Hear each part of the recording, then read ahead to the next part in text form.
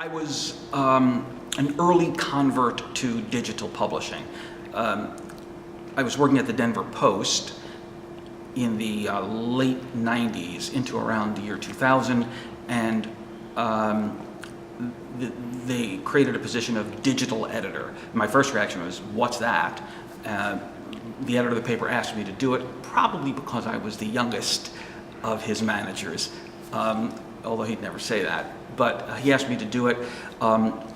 So I got heavily involved in it, and I subsequently became the vice president for digital content for the parent company, Media News Group, which owned newspapers in Denver and Salt Lake City and the Bay Area and Los Angeles and Minneapolis, St. Paul. And the whole idea was to develop digital strategies to sustain journalism. In the early part of that tenure, the early 2000s, I used to advocate that it didn't matter if you lost a reader in print, if you gained a reader online. It was equal. So I preached to editors to stop worrying about the platform and just worry about journalism. The platform will take care of itself.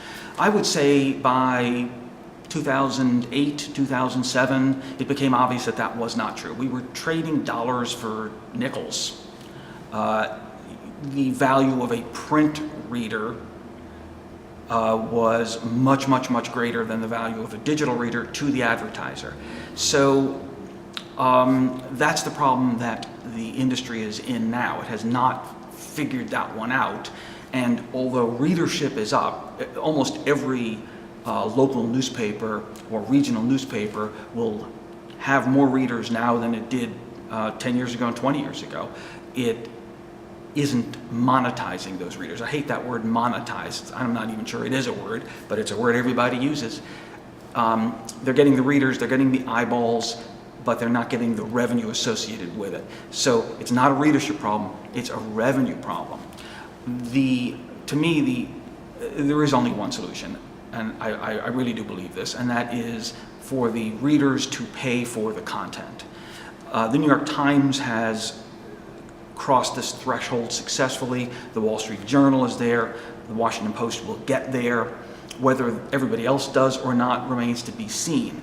But the idea that a news organization can rely on advertising dollars as the primary source of revenue is an idea that just has to be relinquished, because it just isn't, it won't be true going forward.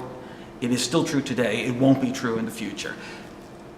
It'll have to be that if the consumer wants to read a newspaper or a news website, he or she's going to just have to pay for what he or she consumes. It's actually kind of natural.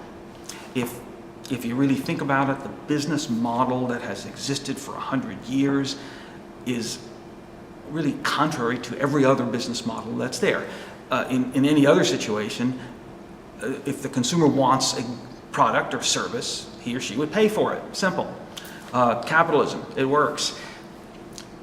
In news media or media in other forms, entertainment media too, often,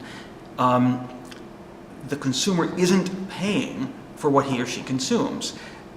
The advertiser is paying to get those eyeballs. Well, that's an odd business model anyway, and that's what's broken down. So it will be a question of training readers to pay for what they are reading or watching.